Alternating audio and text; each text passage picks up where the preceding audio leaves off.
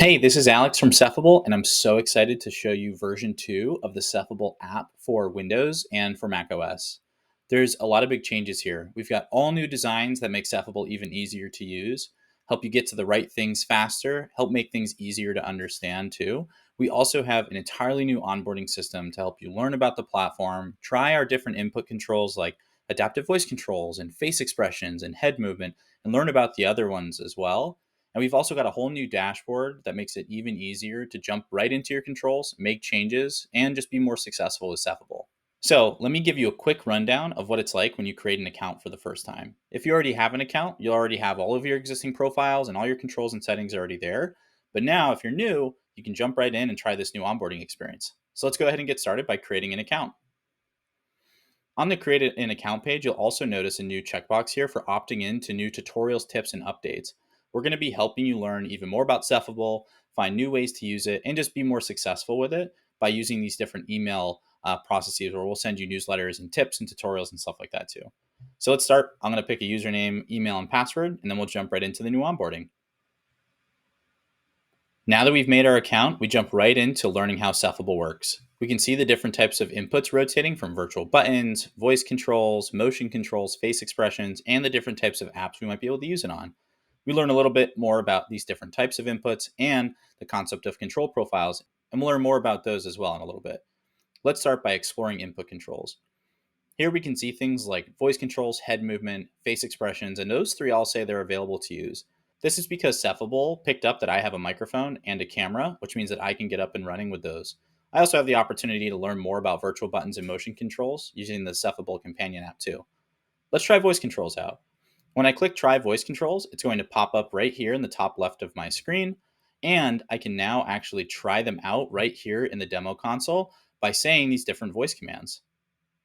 Larger, bold, underline. They all check off, and I see the changes happen too. If I just want to get started with voice controls, I can continue down here. Or if I want to explore the other things like head movement and face expressions, I can go back. So let's go take a look at one more. I'm going to close voice controls for now, and then go in to click try head movement. This pops open my camera controls to be able to start tracking my face and head. And we can learn more about these different types of movements on this dashboard here too. And I can see the different things that I might be able to try here. Like if I tilt my head to the left, it will make the text larger. And if I tilt my head to the right, it will bold the text. And so I can try going back and forth and seeing those changes happen as I move my head around too. If I'm happy with head movement, I can continue with that, or I can go back and explore other inputs as well. Let's continue with head movement. From here, I can explore the different types of control profiles that Cephable's already made for me. And it's pre-checked off to ones that are going to be using head movement, because that's what I wanted to start with first. These profiles will likely also have things like voice controls and virtual buttons too, but I know that these ones use head movement. As we add more profiles that you can use as templates for different types of applications and use cases, you can also search for them by name. But with this list, let's say I wanted to start by writing and editing using something like Word or writing emails, and I want to use Cephable for that to make it a bit easier. I can go ahead and preview this profile, or I can add it right to my account. If I want to create one from scratch, I can do that with the start from scratch from empty, or I can use the profile wizard using Cephable's AI to generate the controls for me based on the app I want to use and how I want to use it. But we have other tutorials on that. Let's go ahead and add this writing and editing profile. From here, I can see that we've successfully added the profile to our account, and we can click Save and Continue. We can also come down here, look into what else is here, like there's a voice control for save. If I scroll down, I can also see those head movements for things like moving the cursor down by tilting my head forward. If I want to make changes, I can do that. I can even go as far as to jump into the advanced options. But for now, let's go ahead and click Save and Continue.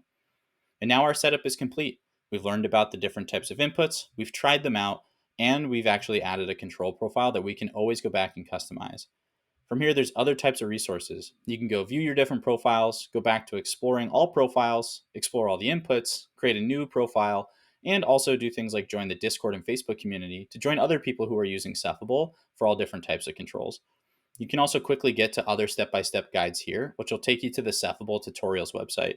And we've also got areas where you can suggest features, report an issue, or get in touch with our support team.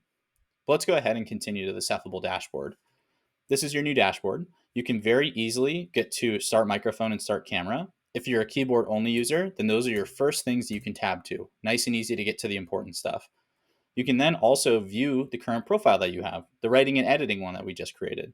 I can go back in here and make edits at any time and pop back out. I can also make changes to my device, whether I want to rename it or make any changes to settings.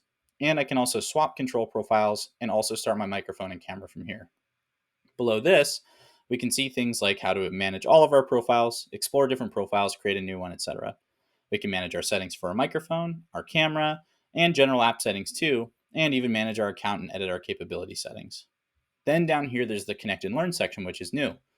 Here you can very easily get to the Discord community, the Facebook community, get to step-by-step guides and tutorials, go back to exploring all inputs, and once again, report an issue, suggest feedback, or anything else that you would want to do within the Cephable community, and to connect with us on the Cephable team. So for example, if I wanted to go and explore the inputs, I can go back here and try these out at any time, even if I'm already using Cephable and have been using it for a while.